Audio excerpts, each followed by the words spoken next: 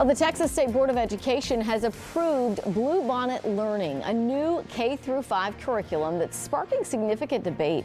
The curriculum weaves in religious texts, and supporters say it enhances cultural literacy. It emphasizes Christianity's historical role. But critics argue it crosses the line between church and state, risking isolating non-Christian students, and it falls short academically. So the curriculum, which includes lessons in reading, language arts, history, and social studies, will be available for schools to adopt next fall. To encourage participation, the state's offering an incentive, $60 per student. Joining us to talk about the implications of this decision and its potential ripple effects is David Brockman, a scholar in religion and public policy from Rice University's Baker Institute. Mr. Brockman, good morning. Thanks for being with us. Good morning.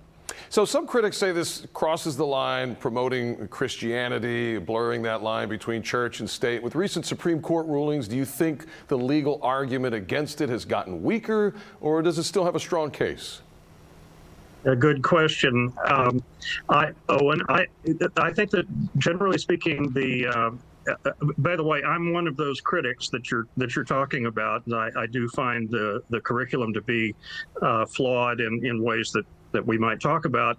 But the Supreme Court, basically, it's hard to say exactly what the legal ramifications of this are. The Supreme Court has changed the judicial landscape as far as church-state separation issues with a new history and tradition test that they've implemented, and it's hard to know exactly what the Supreme Court and the lower courts will think about this curriculum.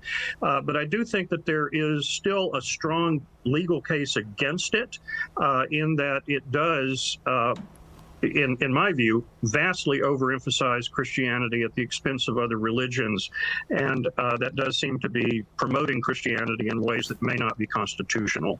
Okay. Well, we see that because in looking at some of the curriculum last week, one of our reporters said that it includes teachings from the Torah and maybe the Quran, and kind of puts them in context with some things as well. But it's more about Christianity in your view. That's right.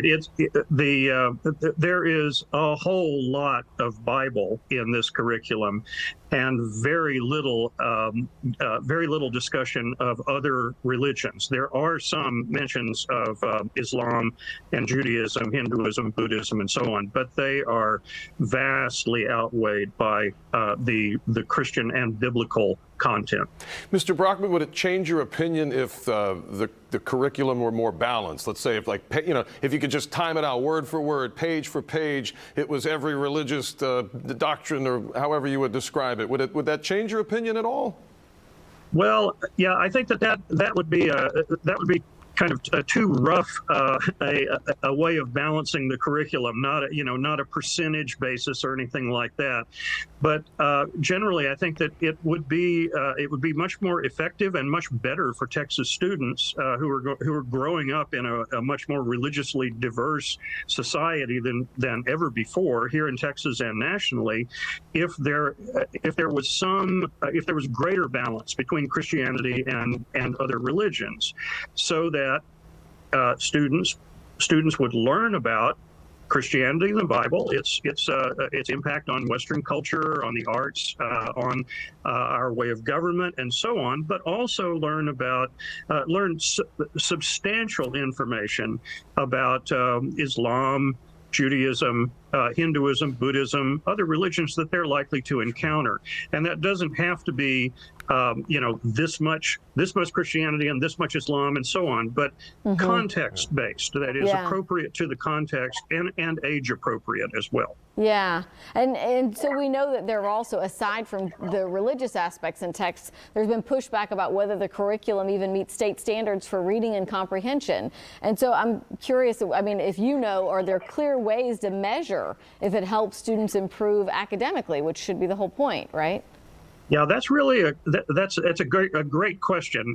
That's not an area that I have expertise in. That would be better for a question for curriculum developers and so on. But I would say that in the curriculum there is a crosswalk of, for each lesson of which particular state standards are being met by that particular lesson. So there is a way of evaluating it, but that would be better left for experts in that field. Yeah. Yeah, and of course there's the money portion of that, which we'll have to save for a later time. David Brockman with the Baker Institute at Rice University. Mr. Brockman, thanks for your time and perspective this morning. We appreciate it. Thank you very much. Have a good day. You too. All right, let's head over to